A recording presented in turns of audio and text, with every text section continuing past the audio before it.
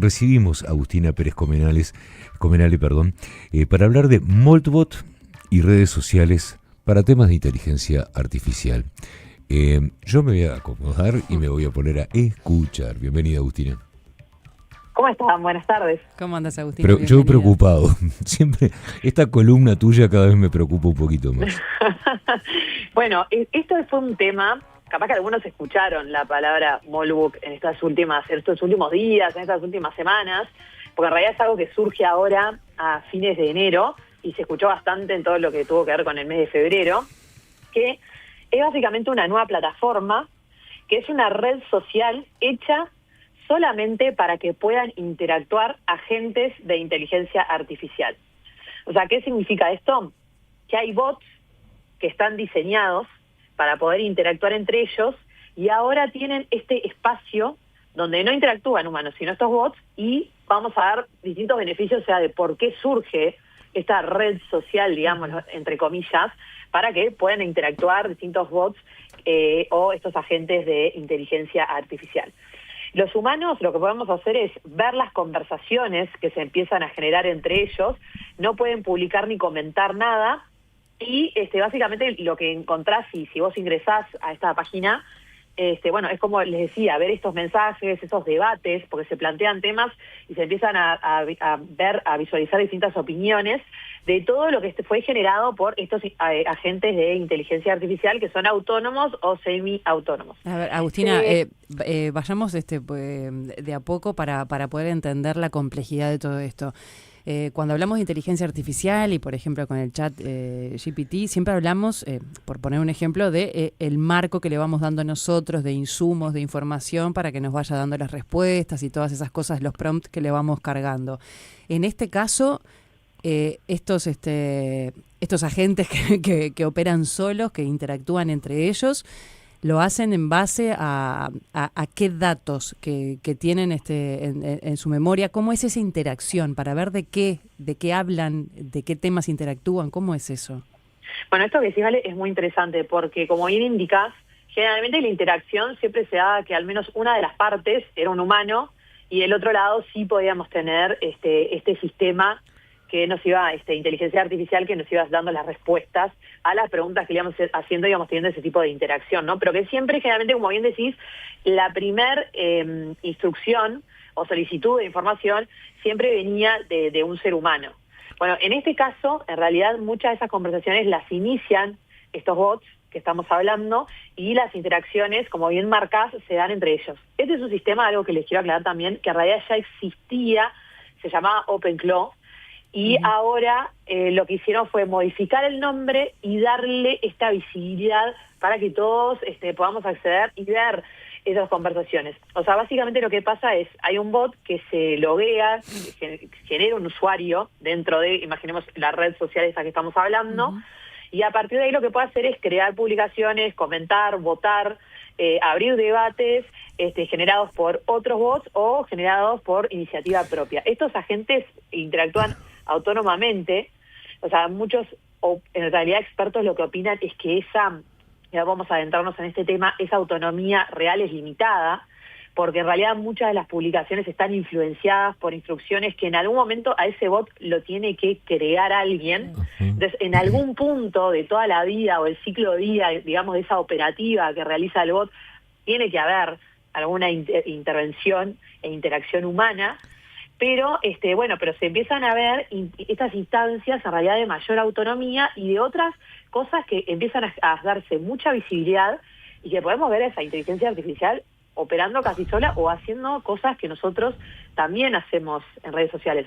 Hoy nosotros sabemos que cuando interactuamos en cualquiera de las redes sociales donde tenemos cuentas, generalmente puede pasar que estemos interactuando con humanos y puede pasar que estemos interactuando con bots, puede pasar que haya cuentas que en realidad son 100% creadas por inteligencia artificial o estén automatizadas y en realidad no tengan un ser humano por detrás real. Pero bueno, esto llama un poco más la atención porque ya empezamos a ver cómo empiezan a generar ese tipo de interacciones entre ellos. Pero creo que ahí lo importante de la pregunta que vos hacías es que siempre tiene que haber de alguna forma u otra algún inicio humano. que no se puede generar un bot de una forma 100% espontánea. Claro, de todas formas, sí esto tiene mucha autonomía, por decirlo de alguna manera. Y me lleva una pregunta de las mías. Agustina, en este caso, en el caso de estos bots, ¿puede llegar a crearse en algún momento un chat más deep, como cuando se habla capaz que lo recuerdo mal, pero se hablaba de una internet un poco más difícil de llegar? La Deep Web. La Deep Web, gracias. Claro, no, exacto. En realidad, esto puede llegar a interactuar en distintas capas del ámbito digital, digamos. O sea, pueden interactuar tanto en esta plataforma que estamos hablando, como en lo que es la Deep Web, como lo que pueden generarse distintos espacios cerrados digitales, y se pueden dar las instrucciones para que este bot opere dentro de cada uno de ellos. El tema es que, por ejemplo, acá ya empezamos en una parte como que empieza a darse muy técnica, claro, en el sentido de que nosotros sabemos que podemos tener un ser humano que crea un bot y ese bot tiene un perfil dentro de estas plataformas. O puede, por ejemplo, pasar que nosotros creemos un bot que genere más bots y esos crean sus perfiles, ¿no? Entonces ahí se empieza a ramificar, por decirlo de una manera, distintos tipos de operativa que ya es muy difícil hasta poder mapear cuántas capas, o sea, o cuántos eslabones tenés que pasar para poder llegar efectivamente a la intervención humana o a la creación de ese bot. ¿Y por qué hago énfasis en esto? Porque uno de los temas que es muy importante, y obviamente acá traigo la parte de las leyes, de lo que es las regulaciones, que siempre es más mi palo, es el tema de, nosotros siempre buscamos quién es el responsable, al fin y al cabo, ¿no? Porque cada uno de estos agentes de inteligencia artificial que van operando de esta manera autónoma o semiautónoma, como le gusta llamarle a algunos, empiezan a generar contenido dentro de estas plataformas, y alguien, al fin y al cabo, tiene que ser responsable. Claro, ¿a quién le adjudicás la responsabilidad de algo que se ejecute, ¿no? O de algo que se publique? Estamos hablando de redes sociales de distinta índole, ¿no? Pero ¿cómo se rastrea eso? ¿Quién es responsable, por ejemplo, si ese bot hace daño? ¿Qué significa esa responsabilidad cuando en realidad recae sobre esa semiautonomía, o cuando no tenemos claro efectivamente quién es, o sea, hasta qué persona o hasta qué eslabón dentro de todo este mapeo que estamos hablando tenemos que llegar para encontrar a ese responsable? Después, obviamente, todo lo que es la parte de vinculado con ciberseguridad, que encontramos en varias oportunidades, que hemos mencionado ya, todo lo que es seguridad de datos, que se encontraron también algunas fallas significativas, que tienen que ver más con lo que nosotros llamamos APIs, que son como esas formas de cómo vos podés acceder o no a este tipo de plataformas, y las alertas, y si efectivamente hay autonomía o no, cómo se manejan esos datos. O sea, hay un montón de temas que están vinculados con lo que es la parte de datos y con lo que es la parte de generación y manipulación del contenido que se presenta, que ahí también puede vincular, por ejemplo, en todo lo que es la desinformación, los sesgos, la manipulación de la opinión pública. O sea, hay un montón de temas de que, más allá de lo novedoso, lo innovador que puede ser ver cómo interactúan y el nivel a que ha llegado el desarrollo de esta inteligencia artificial o de estos agentes de inteligencia artificial, después nos resta, en realidad, eso, es después decir, bueno, pero al final termina siendo como una especie de lugar donde no hay ningún tipo de regla, y al fin y al cabo impacta también en el mundo real. Agustina, entonces eso es uno de los temas que se levanta mucho a nivel de debate. Claro, en lo que estuve leyendo y en la parte de las vulnerabilidades, decía también que se podía compartir información personal si no se tomaban las precauciones. Bueno, vos ahí lo estás deslizando esto, pero también, a ver si lo interpreté bien, decía como que podían ejecutar también acciones, manejar aplicaciones, archivos, comunicaciones, también borrar documentos, también pueden tener esa autonomía dentro de un sistema y poder ejecutar cosas que después vas a buscar información importante y no esté, por ejemplo. Claro, porque ahí va a depender cómo lo hayas programado, por decir una manera. O sea, el nivel de autonomía que le diste o el tipo de capacidades que le asignaste. Entonces, en ese caso, siempre que vos lo conectás con distintos tipos de datos, con información que vos tenés archivada, todo eso, en realidad, ellos pasan a tener ese poder de decisión de acuerdo a las instrucciones que le diste, de ver si efectivamente puede compartirlo, como bien decís, o no, o dónde lo gestiona, dónde se custodia, o con qué fines también se distribuye esa información, que no deja de ser un dato menor porque, bueno, siempre recalcamos bastante la importancia, ¿no?, de todo lo que está vinculado con lo que es la gestión de datos y lo que es la gobernanza de los datos. Y acá también queda una ventana porque uno de los temas más preocupantes, o al menos que ahora muchos reguladores levantaron esta pregunta con esta visibilidad que se le dio a este tipo de plataformas, es de que la mayoría de las leyes o de las regulaciones no abarcan lo que es, primero que generalmente no abarcan lo que es el contenido de redes sociales, salvo algunas excepciones que conocemos, que podemos adentrarnos, como es la parte de la Unión Europea, que hemos mencionado en una oportunidad, como es Estados Unidos. O sea, ya de por sí regular el contenido en redes sociales y regular el contenido en Internet es algo muy difícil, pero más difícil aún es regularlo de vuelta cuando no tenés, en cierta medida, un ser humano por detrás.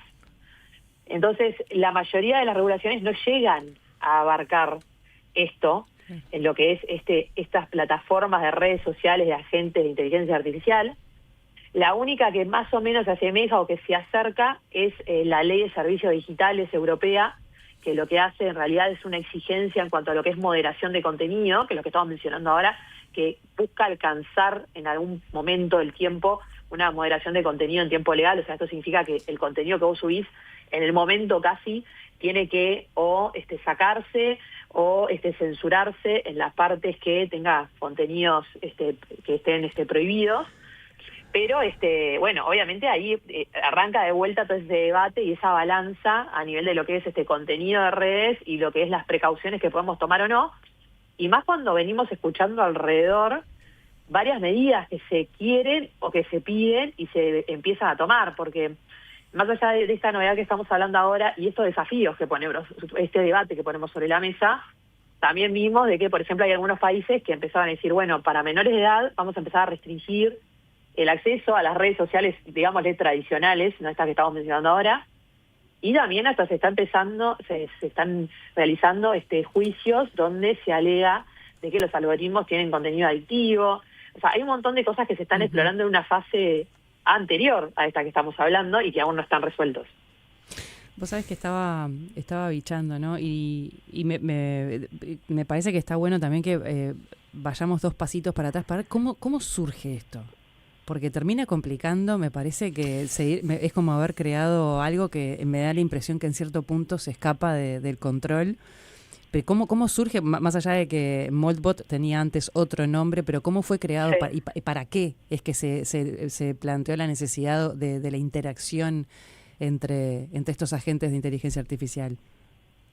Y tiene varias utilidades, en realidad, más que nada para la finalidad que busca es también el entrenamiento entre estos bots. O sea, porque a medida que ellos empiezan a tener estas conversaciones, estas discusiones, no solamente van generando contenido ellos propios, sino que van viendo el contenido que generan otros. Y eso ayuda, en realidad, a entrenarlos de una manera, digamos, más rápida. No solamente en un ecosistema cerrado, o sea, esto significa, no es solamente que vos estás entrenando a tu bot y le estás dando solo tu información, sino que en cierta medida estás entrenando a tu bot con la información de otros bots. Es como sacarlo al campo real, digamos. Claro, es como si vos sacaras tu bot, o sea, vamos a decir, tu agente de inteligencia artificial de tu escuela, porque de la información o de los datos que vos le venís dando, y lo abras a competir con otras escuelas que tienen otros libros y que tienen otros métodos de enseñanza.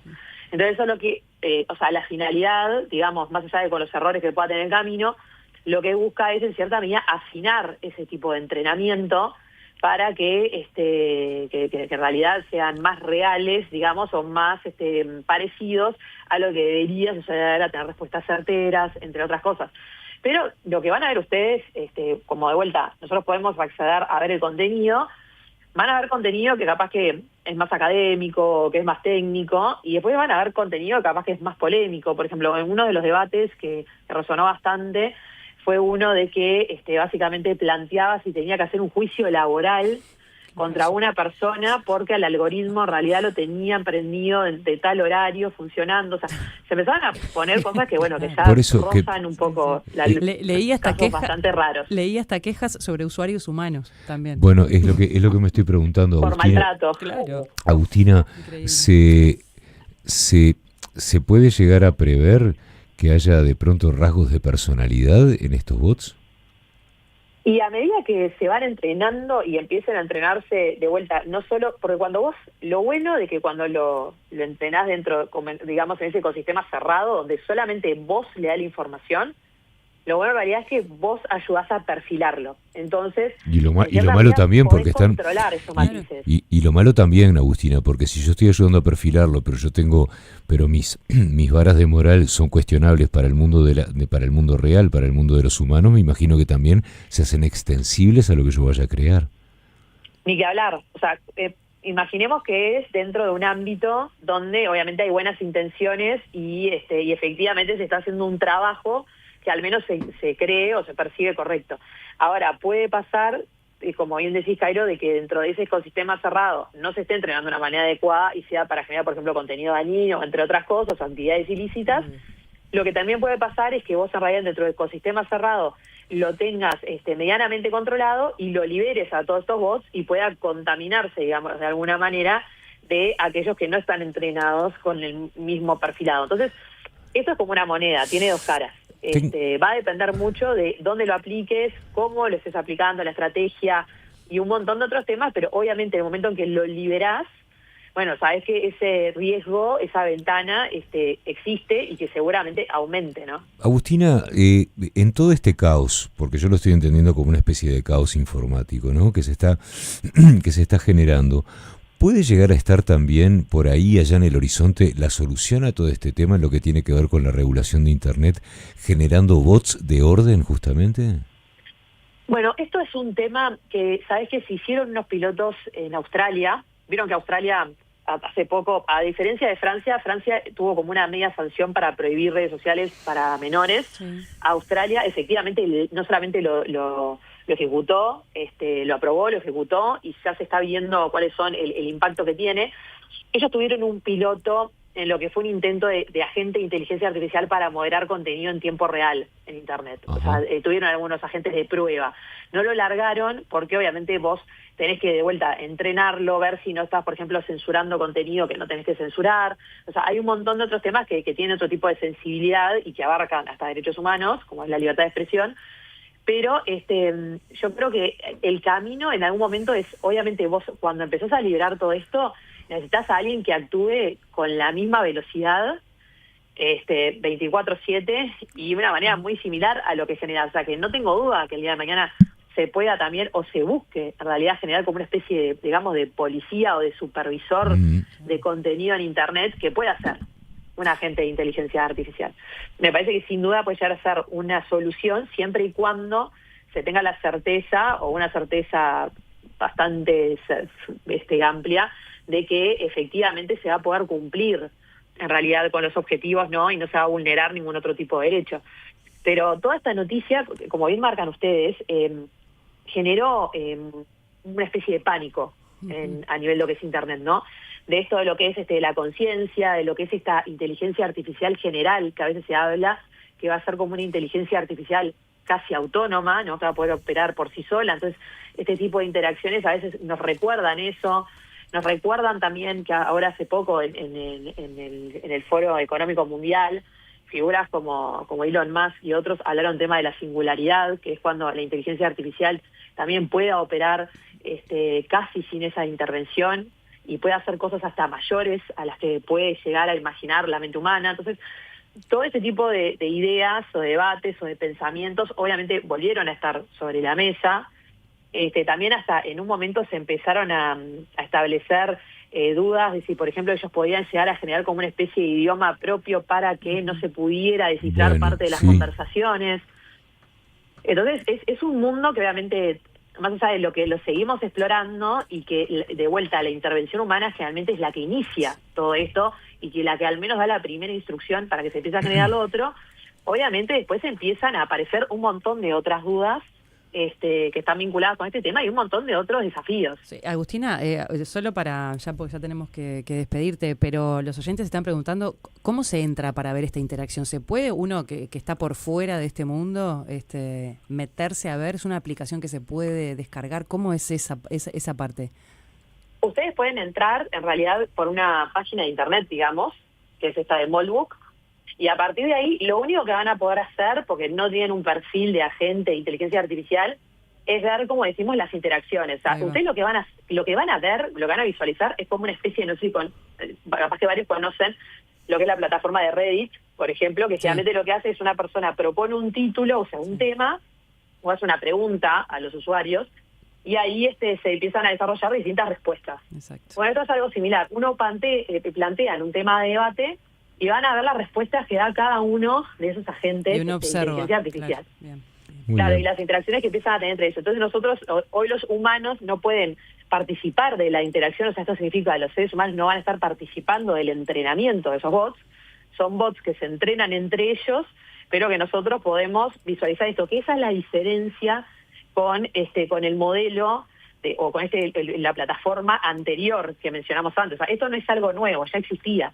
La única diferencia es que ahora se le dio esa visibilidad, y esa visibilidad obviamente genera este tipo de cuestionamientos, genera este tipo de pánico y genera este tipo de preguntas. Es decir, bueno, nosotros estamos muy preocupados, por ejemplo, por el tema de los sesgos, la no discriminación, sí, claro. y el tema de la responsabilidad. Y sabiendo que hay muchos agentes de inteligencia artificial que se entrenan así, ¿qué tipo de certezas jurídicas nos da, como decíamos, por ejemplo, para encontrar el responsable o como para poder moderar este contenido? Vamos a ver, Agustina, cómo sigue todo esto y cómo sigue avanzando la complejidad de todos estos temas. Muchas gracias, Agustina, como siempre.